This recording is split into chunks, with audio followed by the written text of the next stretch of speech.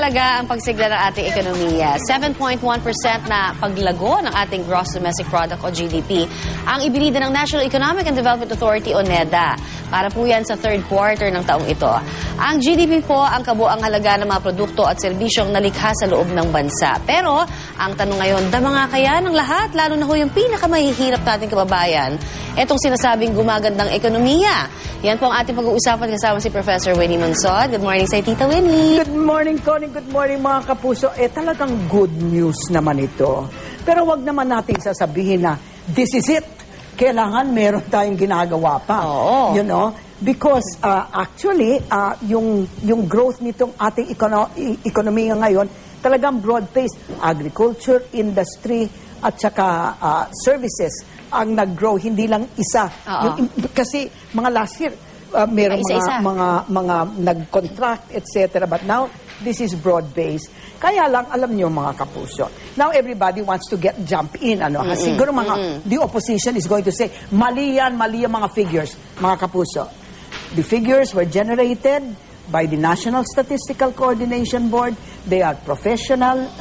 They are professionals in every way. Hindi pwedeng mag-intervene ang gobyerno. Miski kailan, hindi pwedeng nag-intervene. So that's number one. Number two naman, mga kapuso, sobra naman ang sip-sip ng ating mga ibang officials dito Ngayon ang tinatawag, this is economics. No. Sabi ko, pwede ba? Please, we will, let us be, kagaya ng sabi ni R.C. Balisacan, let us be optimistic, but let us be very, very vigilant. Because this is not something that is going to be automatic. Kaya mabuting andito siya ngayon. Yes.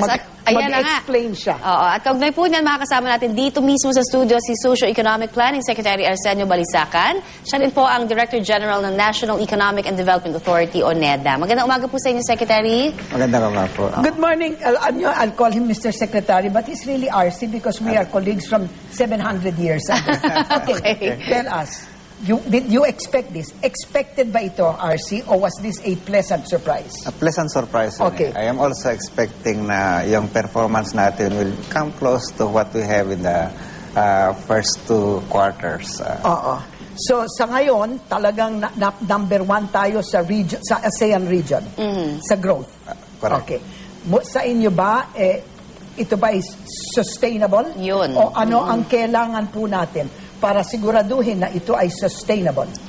Ang big challenge natin nga, Maring Winnie, is to make this growth sustainable. Marami tayong dapat gawin to really make it happen. Tell us, para malaman Numero uno, kinakailangan i-sustain natin yung sinatawag natin na macroeconomic fundamentals, na hindi natin mismanage dahil halimbawa may election coming in. I make sure na we don't overspend. We keep our inflation intact. We keep the money supply managed at stable. That's number one. Number two is ang dami nating backlog sa infrastructure. Yes. Kung hindi natin i-address ito, sooner or later Kukup din yan. magbabagsak ka rin. So, alam natin ang mga problemang ito at ginagawa na natin ng paraan para mabigyan ng solusyon. Okay. Sir, tayo muna. Last question.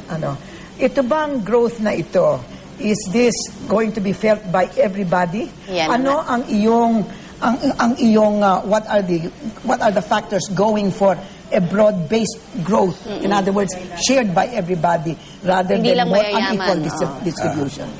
Ang pinaka-crucial dito yung employment.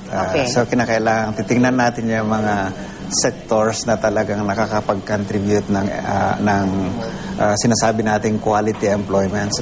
And I'm so pleased to see na itong mga sectors na nag-emerge ngayon, like sa manufacturing, ito yung isang pinaka-driver sa ngayon. The industrial sector has grown at 8%.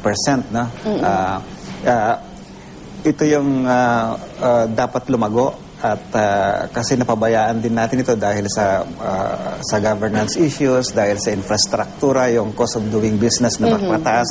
Ina-address ito para yung investment mag-flourish. So palagay mo, palagay niyo Mr. Secretary, na itong ginagawa ng ating gobyerno ngayon, trying to make sure that the business procedures ay talagang nagiging more efficient, faster, etc. Finally, are they coming out with results? Ganun ba yun? Yes, we have been meeting very regularly with the business sector to find out what really are causing them.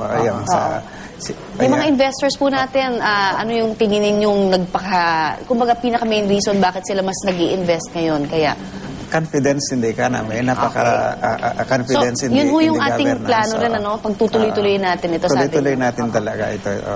Para mas maraming makreate na jobs. Okay, ano ang mga warning signs, Mr. Secretary, sasabihin niyo kaagad? Warning signs saan? Foreign exchange rate.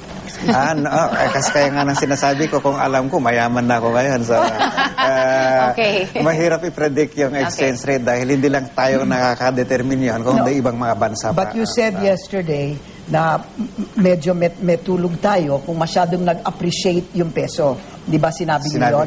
Yeah. Can you explain that please? Kasi lahat ng tao happy na tumataas ang nagiging strong ang peso. Bakit kayo nagsasabing medyo hinay-hinay lang sa reaksyon? Talagang hinay. Okay. Well, kasi kung minsan kapag nag-i-strengthen yung peso is also an outcome of your success. No? But you have to manage it properly because it hurts everyone in the long term. No? Okay. Yung halimbawa yung purchasing power ng yung mga overseas workers, babagsak yan.